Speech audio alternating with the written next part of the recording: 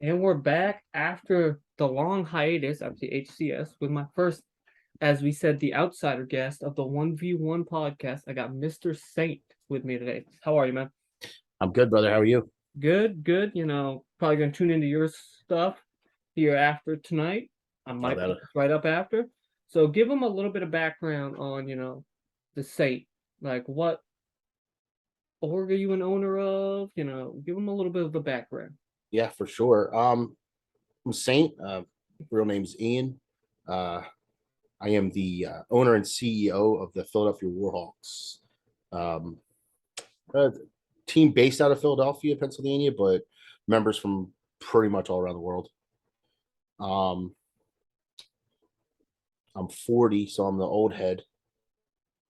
Uh, Started gaming back when I was early 20s. Been doing that ever since. Sorry, but part of the wall fell off the wall. No shit. I was like, what the hell is that? I know. I was looking at it. I'm like, that looks like a foam tile. There's a phone tile just dripped over in front of the camera. Um, yeah, so pretty much my I'm a father, husband. I got three boys, uh, and then a whole bunch of other people that I have adopted as my children. I In was the about work. to say. I was totally. So what is the real? So what is the? So what? I know exactly what you're talking about. So what is the real number of children? If you had to roughly guess, We're probably going about 30. about 30. I was about to say. I My was gonna say, co-owner might count as two children by himself. um, but yeah, and that's typical owners org owner stuff. But that's pretty much me. You know what I mean? Like I said, it's just currently on that Warzone grind. yeah, Warzone's like Call of Duty is my game. I also play a bunch of other like horror games too. Like I'm a giant horror fan. You can see from behind me on some of these pictures. These are all horror art, different horror art. These two, this whole wall next to me is all horror art. That's a literally a full size skeleton over there with a werewolf mask on. His name is Steve. His name is Steve. Skeleton Steve. He has his own camera system. There's a camera above me that watches over top that'll switch during podcast or during streams because the dog bed belongs to my dog Thor, and I'm pretty sure people tune in more to see him Oh yeah. than me. So, which is fine. It's okay. So But because he gets his own camera. so because you said that you're technically based out of the org is based out of Philly. Is that where you live now or? Oh, I'm born and raised in Philly. Oh, there you go. I got this whole entire city tattooed on my arm. This whole tattoo is all Philadelphia. I've traveled through Philly. I used to take Greyhound back and forth to Ohio because I could have lunch with other creators that I knew like on the journey. Both one time layover of like 12 hours in Philly at the Greyhound. That sucked. And then especially since what's that Greyhound? That's Chinatown, I think. Kind of, yeah. It's like right off it, which is right around the corner from Chinatown. Which is you could have gone in and had a lot of good food though. Yeah. But and then not this September, but last September, going back to Ohio for my dad's wedding, we got stuck on the tarmac for 45 minutes because they were repaving the tarmac, so every plane had to come out of one side of the airport. I'm like, bro, I fucking hate this Philly shit, bro. Like I work right down by the airport, so I know. I drive a truck for a living, so like I know exactly what that is, and I work in the produce market, which is like just a giant 5 football field long warehouse of fruit for all fruits and vegetables, and and I load and I pack and I drive and deliver, and I know what it's like being down there, so I can only imagine just being stuck on a plane. I've had to. Sometimes we have to go to the airport sometimes to pick up shipments from the airport.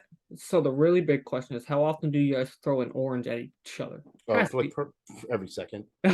Something is getting thrown at somebody in there. I work with one of my best friends that I've known since I was 16. So we're both 40 now. So we've grown up doing all types of shit to each other. So all types of shit. We definitely, there's definitely shenanigans at play. I mean, we start work at 4 a.m. So from 4 a.m. to 9 a.m, we're like packing orders and loading our truck. Oh yeah, so you know what I mean. So like, there's definitely got to be something to break up that monotony of of the day, you know what I mean? So, and then for the rest of the day after 9 o'clock, we're out on the road by ourselves. So it's, kind of boring just delivering, but there you go. So that's where I get my podcasts and my gaming podcasts and all that stuff in throughout the day when I drive. yeah, I mean, I'm kind of happy that the CDL's back just so for the podcast. I'm happy that Flank. I really don't even care about the actual CDL. I'm just happy now that the Flank is back because like I love my bodybuilding on podcasts and whatnot, but like I needed to add that esport one in there. I was like, I'm getting real tired of fantasy footballers podcast and I listened to a bunch of I listen to a bunch of gaming podcasts where they do game reviews. Yeah. I listen to a bunch of I do some horror podcasts and it's like horror stories and things like that. And a whole bunch of like the local radio station here. I listen to like their shows every day. Nice. But it definitely helps the day go by faster when you're driving a truck and delivering. So this next one is not esports related and whatnot. This can be just like your daily. Bring them on. Bring on your questions, man. So, for one thing for me is I'm 100% honest and transparent. So this is just overall just biggest motivation you say, because let's be honest, we see at least 7 posts a day on the timeline of somebody just saying that they're just mentally just in that hole. So what kind of keeps you kind of me personally for overall everything? Yeah. Motivation, life motivation is family, right? Yeah. So on that side of things, I'm a husband, I'm a father. I have a son in college who's second year in college. I have another son who's 12th grade, and my youngest is going to be going into 8th. My outside of gaming the world, my personal motivation is them. You know what I mean? Provide for them, take care of them, give them everything, the opportunities and stuff that I didn't have growing up. I come from a single parent home. I grew up with my mom. My dad was around, but just didn't live with us. Right. My upbringing was I kind of got to do whatever I wanted to do. In life, I didn't really, had no curfew. Mom didn't really care. It was a blessing and a curse. Right. Younger, it was a blessing because I never got in trouble for anything. When I got older, I really didn't understand how to do many things for myself because of it. I was someone always doing things for me. So there was a lot of a learning curve when I got older. Also, when I was younger, when I was 20, I went to law enforcement too. So like that helped me rise up about that. I was a cop when I was 21, 22, then I got injured and resigned under medical. Well, yeah, like that's actually like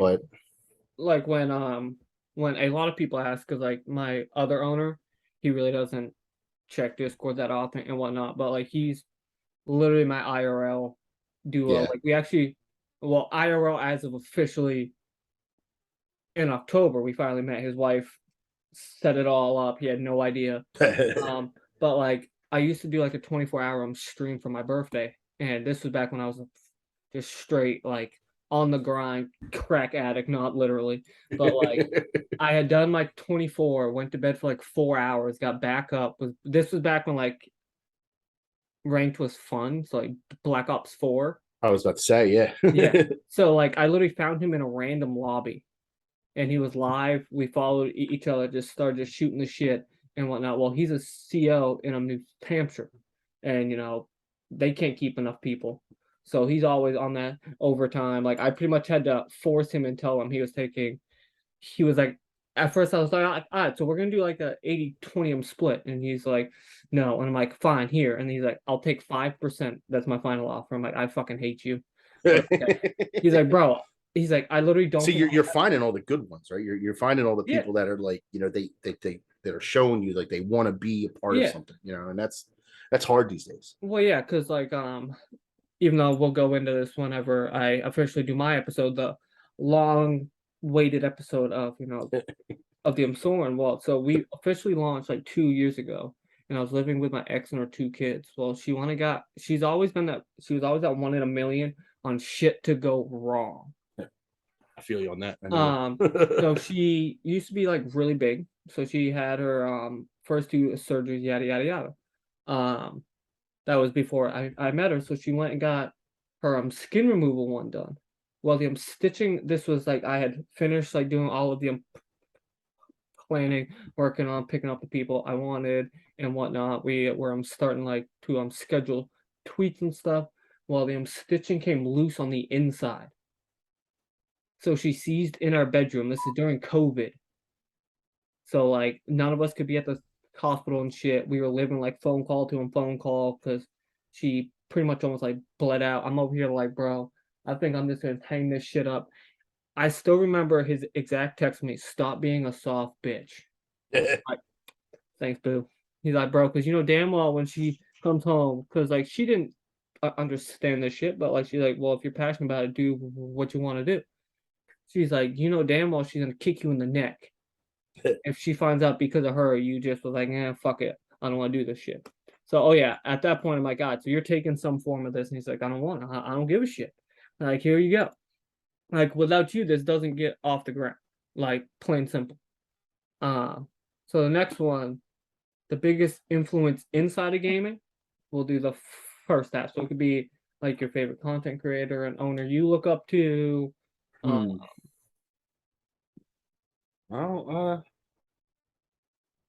oh no. All right. So I guess content creator wise, like if I was gonna go with biggest influences like that on me, I guess now and like close to death, Mutex would probably be one. I followed him for years, and we subbed back and forth to each other, and there's been a lot of motivation, talk between each other, DMs and things like that. I think he's definitely a good source of like for content and how hard to work. You have to work at things, in order to get places. There's other people that, like I said, people that I've known back in the day. I followed Nate Shot ever since he was, playing Halo. We were obviously a few years apart from each other, but we were in the same circles. Back in the day, back in MLG days. I've done MLG events where they were all at, Orlando, things like that. Columbus, way back when. Other like outside of that, I think a really big source of motivation for me was the owner of the old organization I was a part of called EZG. It was Easy Gaming. That's who I went to after I left Gen X and Halo. I got picked up by that company right after Reach is when I left. I kind of left during Reach. I didn't have fun in Halo anymore. Didn't like Reach, so I left. Went to play Call of Duty. Got involved with this organization, EZG. The owner's name was Josh, and he was a really good dude. And he was a mix of like gaming and like everything, but also a mix of like that Family Guy and like God and all that. Like he had his balance. Lived in Alabama. All we ever did was play. We played. He played with us. He funded us and did all the shit. And then as time grew on, a year turned into 2 years, 3 years, 4 years, 5 years, and we were just playing. And then, as we got older, I couldn't be as competitive as I wanted to be in Call of Duty anymore. It kind of just aged out. Everyone's going to age out eventually. My hands didn't work as they used to. As I got older, you definitely slow down in how you think and how you play and react. So I couldn't be as competitive as I wanted to. So we kind of went in a direction with that org. I became like a part owner in it. And we started just doing things like we were kind of mediating between other teams. We would work with them to bring on other players. We were kind of like the middleman for them, like other people, other organizations. Then we did mentoring, teaching people how to play, really Call of Duty, working with them on like fundamentals, kind of give them a basic path of what to follow in how to do things, right? Yeah, but like kind of like on that mentor thing and like quote unquote father time thing, catching up eventually. Like that's actually like I was talking because obviously I joined Team Veer to help with the under 18 like super late. So obviously I was just my fucking hands were going like those those 4 nights before trying to at least get me into the circles with all of them. And like I think Cynical ended up going like 5th overall, but like I just had a feeling he wasn't going to drop far enough for us to take him. But I was giving him the I'm asking like, do you want the best advice I give any of the even people from like 21 and lower? Begin that content sooner, because you don't want to have to be 30 something and now trying to start the content. I'm like, even if it's just fucking TikToks, bro, like just And throw something. nowadays it's a lot easier for them to do it. TikTok is a huge platform to get into. It's an amazing way to be seen. You don't have to make these 3-minute videos or montages. You can make a 30-second clip and people can enjoy it and learn and come see you from that. And I wish I had that back in the day too. I didn't start out with content. You know what I mean? Like, hell, like my 20s, I just got an Xbox and started playing Halo. You know what I mean? Like, right. And I wish I would have had that now, because it's definitely a struggle, as being 40, trying to stream and interact and full-time job. And we work anywhere between 40 to 60 hours a week, and then come home, do things around the house, help out with, the wife out. My kids live with my ex-wife. So I'm remarried, but they're only 5 minutes away from me. Like I said, my one kid goes to college in Erie, so I barely see them. And the other two, they come over every Wednesday for dinner. We hang out on the weekends. We do things, you know what I mean? So I have a good relationship with them. But gaming has always been this, like, when I play with my one son, my middle son, he plays. He's actually in the org with us. Brought in by somebody else, not me, because I'm very I don't believe in favoritism on any factor. I mean, like, that's kind of like, so I had a few of my content people just happen to follow me on Twitch and stuff, and they're like, they actually asked me, because like, I don't know if you've noticed on my feed at all, I go through like spurts of actually tweeting out my stream, and then I won't for like months, because I'm like, because for me it's like I have my day job and then I have the org. As bad as it's gonna sound, I could care. Like, I have my time turned off on my dashboard. I have how many viewers I have. I have my follower count all hidden. I'm like, because that's me just vibing at that point. Like, it'd be dope to have viewers, but I could care less, because I'm just being me regardless. Like, here's how I put it to people when they go, oh, you stream, and like people that don't understand it, older people or things like that. I'm going to play video games anyway, right? So this is my escape, right? So when I have my downtime, you can see behind me, this isn't my bedroom. This is my studio. Yeah. In front of me, what I'm looking at is 4 monitors, lights, soundproofing, all that, all the bells and whistles. My wife built this for me. She wanted me to have my own space. It used to be a smaller room next door. We turned that into her office, and now this is essentially my office where I work. And the bed's in here in case my kid comes, when he comes over to sleep, when he wants to sleep over, he has a bed. Other than that, Steven the dog take it.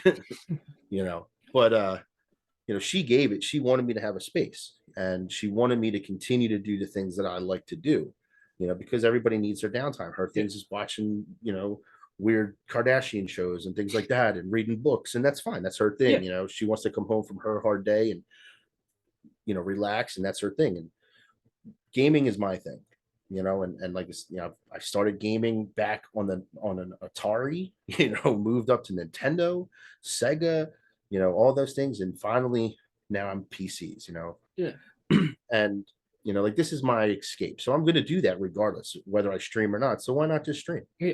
Why not say, hey, anybody wants to come hang out, come stop by and say hi? You know what I mean? If they do, they do. If they don't, they don't. It's not a big deal. I'm going to be sitting in this chair doing the same thing anyway. And I interact with people if they show up, or end up talking to myself like I normally do. If when you're playing and cursing because you die, and talking shit to whoever's in chat, or in the game chat, and things like that. So why not do it?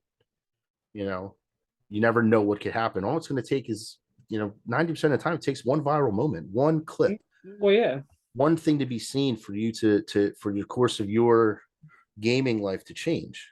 So why not just do it to do it? And I try to explain that to people all the time. It's like creators that get upset. I used to run I used to be the content director for a group called Gusto Gaming, and it was ran by this female. Um, she was pain in the ass pretty much, but she kind of eventually essentially what she did was she used her organization or her group to just blow herself up. Yeah. But I was in charge of running the content creator side of things. And, you know, I helped a few people get out there. And a few of them, one of them that I helped is now a full-time streamer. You know, he was over in the UK. He works his butt off. He took my advice. Every time I jump into stream, he's like, you know, he shouts me out. And he's like, this is the guy that got me where I'm at. And I'm like, no, I didn't. I put you on the path. I set you on a path. You jumped every single other hurdle that was in front of you. I didn't help you over the hurdles. I just put you in the right direction. You know what I mean? And that's what I try to do with the people in my org. I want to put them in the right direction. You know, what I tell them that they, you know, I'm never going to say, oh, you have to do this or you have to do it this way, because not everybody's going to be the same. People don't learn the same way as, you know, everybody, you know, as each other. Everyone is a different learning curve. My goal is to just say, hey, go this way, you know, try this out. And if you like it, build yourself from that. If you don't like it, change it up, do something different, you know. Same thing with our, you know, like I said, our teams. I don't put the pressure on them to win. Yeah, no. Putting the pressure on them to win builds too much anxiety in a player.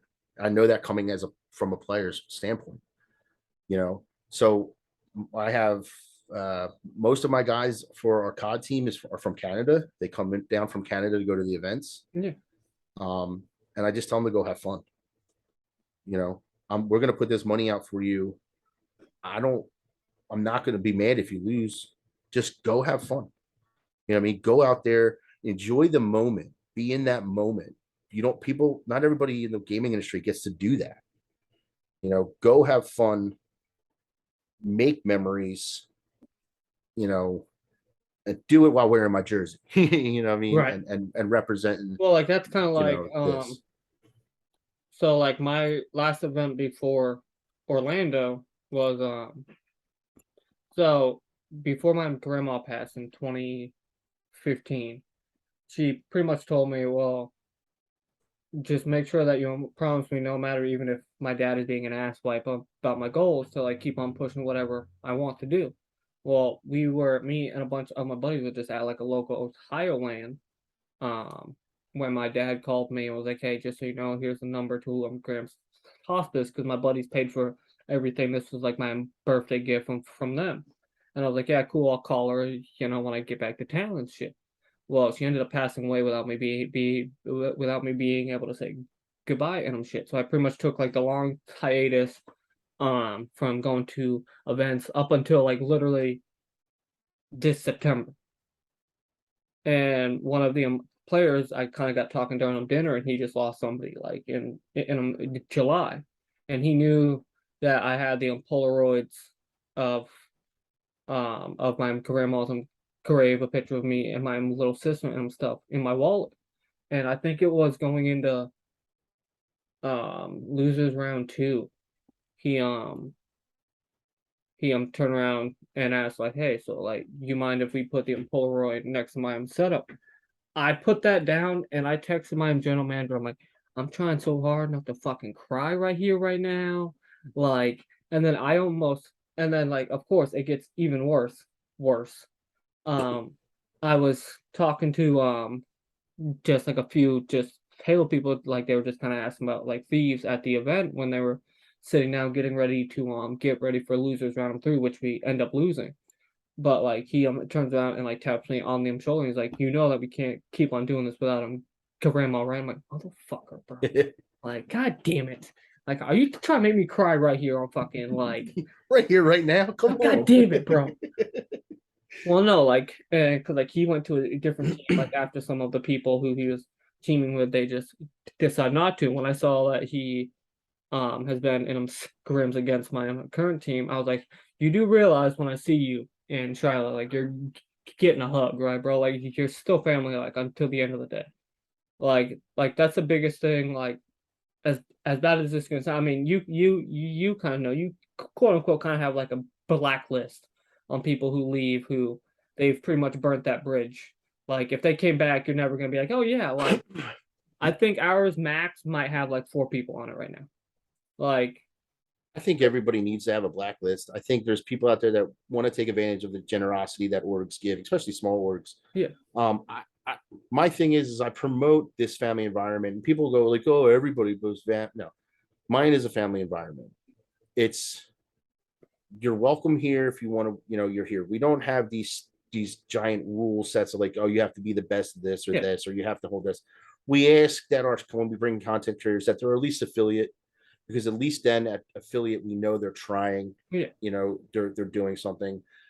If people come to us and they're not affiliate on Twitch or whatever, we do our best to help them. We kind of give them, again, set them on a path and say, hey, do this for a few months, try and get that, and come back to us. This way we can see if they work. I don't think any org should have a bunch of people in it that just are there to be there. So we want them to be at least putting out effort. And then we can do our best. Like I said, we'll provide them with graphics and this and jerseys and things like that, hoodies and t-shirts. I try and buy everybody something, or at least make an attempt at it. And if I can't do it, they get the owner's code for the store, and they get a good discount on it, a nice discount, and things like that.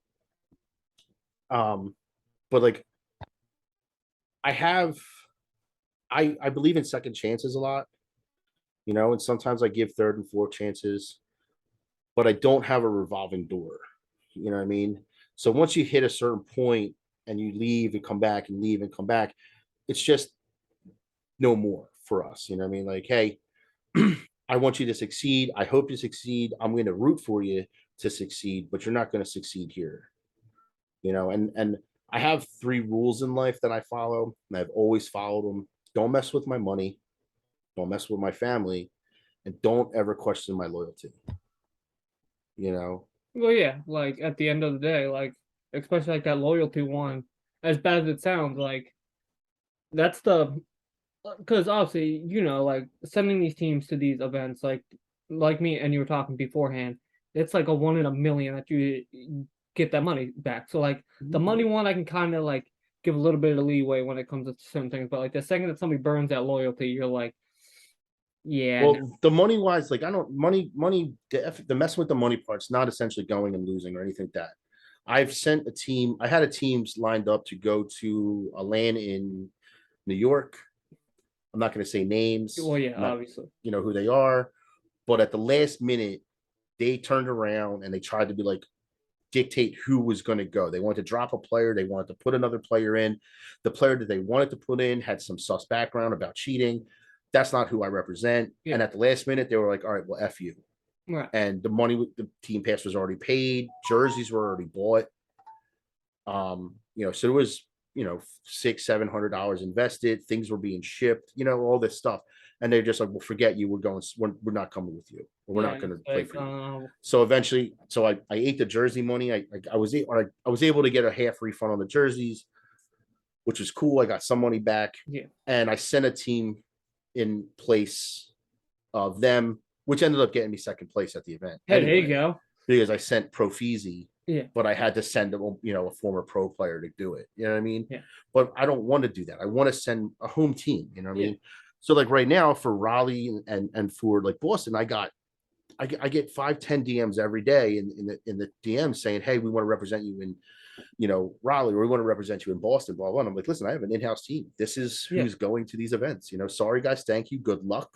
And yeah, you may place higher than my team, but these are my boys, and this is who who we're going to go with. So that's kind of like how I was trying to build one challenger roster around somebody, and you know how bad it is now. Like people revolving door. I had so many like me and you, like we're not gonna say names. I had some people like, well, you guys don't have a roster yet. I'm like, yeah, but until this man says that, because I'm not going, or I can't do this, And now he's just made the move to be a content person for us. Like he was like, look, like I can't, like I keep on getting teams of 2, teams of 3 going, like counting him, but like it's taking so long finding that 4th piece, and then 2 people leaving, and I'm back to this. I'm square. and he was like, look, like, I'm sorry, like, I can't, like, I think I'm just gonna be a content creator, like, this title sucks. I'm like, I've told you that's all you had to tell me. You're not gonna just instantly get dropped, Right. if you decide to go a different route. Um, and I then, 'cause, think like, people that's were worried about that. yeah, People, some orgs are like that. Oh, you don't want to do this? Let me find you. You're gone. yeah, like, I You know. literally, like, sat on him possibly being able to build a challenger roster since, like, the end of Vanguard. Because obviously, we were kinda just messing with some people into Vanguard. Because, like, let's be honest, like, the game was dead. Like, Right. kind of trying to see, like, Yeah. what could possibly be built and whatnot, and then, like, once he finally told me, like, "Alright, dude, like, that's fine." Because, like, to be honest, like, me and him had already, like, talked on him possibly building an empty challengers roster. I was fine with sitting out at least this first, like, at least sitting out Raleigh, sitting out maybe a little bit leading up to Boston to kind of see if the challenger scene gets any better. Like, you know how it used to be back in the day. No, it got more expensive apparently. Well, yeah, but like, I mean, but like back then, like the loyalty was at least there. Oh, so that's the problem. Yeah, The team that like, I have now is just 100% loyal to me. They're taking part right now in the Skyline League. yeah, They're 3-0 so far in their series, in the series that they've played so far. They're doing great, but they're all about being a Warhawk. You know yeah, what I like mean? that's like, for my Taylor roster, like, that's the biggest reason. Like what I was telling you before, they didn't want anything like beginning. Right. But like, if I remember correctly, they were teaming like a month and a half before Orlando, and the only reason why we just changed their fourth was because their fourth has like a lot of like IRL traveling for like his job. That's the only reason why the four that they started with isn't the four that they had. Yeah. Like the loyalty's there. Like they're like, all right, It's the well, we're same gonna lock in. Yeah, like we're same gonna for us. lock Yeah. in. Like, but COD's not like that anymore. Like you see the same roster change like 62 times. And when Yep. jerseys are what we say like $50 a pop Between just for between easy 40 math. yeah 45 to $75 nowadays, Yeah, so depending on like where you're at. 50, so for like $50 a pop, if your roster changes 7 times in a year, even if you keep half of it, like you're out like a Plus, good. yeah, you're Yeah, out a lot of money. You're out money for the jerseys, the team passes. The aggravation that it's going to take for them, for just the teams to find another player. yeah, We lost one of our guys to school. yeah, And work and things like that. So we understand. You know what I mean? And like I said, I have a COD team, I have the male team, I have the female team for the FPC. Um, I have solo players that do, like gunfight and that our gunfight guy actually does Pokemon for us. He like live Pokemon, like actual physical Pokemon cards that goes to events under us. I have a fighter, Mortal Kombat fighter, who plays for us, I'm gonna send you a link to somebody after we're done. Well, he's not a content person or whatnot, but he's the brother of a Halo chick I follow. He actually does like wall art with like Pokemon cards, so you might want to, you can I'll send forward it. I'll it to send it to yeah, him. so maybe But he does, so I have, and then I have creators. Like I said, I have yeah, creators from all around the world. I have creators and my editor and one of our and an OSU player for us, and he from Jamaica. We got guys from Canada. I have guys from the UK that are part. It's we're a giant family. We all have their ups and downs. We're all there to help people grow. That's our main goal, but we're also there to, you know, give a hug and a high five and, you know, when anybody has a problem. And like, that's what I think it should be about. Sure. Orgs out there that want to go for the money and the glory, that's fine. There's some orgs out there that want to do it solely to build relationships, build friendships, and give experience to people that they may not actually have, yeah. I mean, like the anywhere perfect else. example, like before, we have two minutes left on this part one. Yeah, The yeah, perfect example is like obviously our colleague Ziggy. He's right, picky on who's in that chat. yeah. Like I don't think that many. I really don't think that many players realize the amount of management group chats there are. And there's what have you seen in there? Like a max of like 5 plugs since we all have got Oh yeah, chat. Like we're yeah, all just bouncing ideas, just like shooting the shit and whatnot. And yeah. like I'm in like 5 other owners groups, yeah, like and like this one is the one that kind of moves the most because it's more people that are they want to speak. They want to say, hey, this is, what do you guys think of this? Or, hey, God, what do you guys think of this of our jersey? Or what do you think of this? And they take the constructive criticism very well. Sometimes you do that in chats and they're like, oh, well, whatever. Yeah, I like that like was this, actually so because like when Ziggy asked me if I wanted to be in, and I was like, hey, can my MGM be in it? Bunny's first thing, because like she's been in so many different fucking group chats, just in general, like just like content creator group chats. She's like, well, is this going to be one big plug chat? I'm like, I doubt it. Like that's not how Ziggy operates. Like, and there's really not. Like obviously, the guy who had his Valorant team playing in that one tournament, he dropped that link. And that's really it. Like most of them have been just jersey designs or hey, yeah. If you look in there, somebody asked me earlier, like, what's your Twitch? yeah, I just, I didn't put the link in. I just put my name in. You know what I mean? Like, I didn't want to fill it up with, hey guys, come see me play mediocre Warzone. Like, you know what I mean? But people want to come stop by and hang out. People, I think everybody should show the love. Everybody should fucking support everybody. That's the world. Yeah, every day you go online, it's, oh, you suck, blah blah, and this, f this.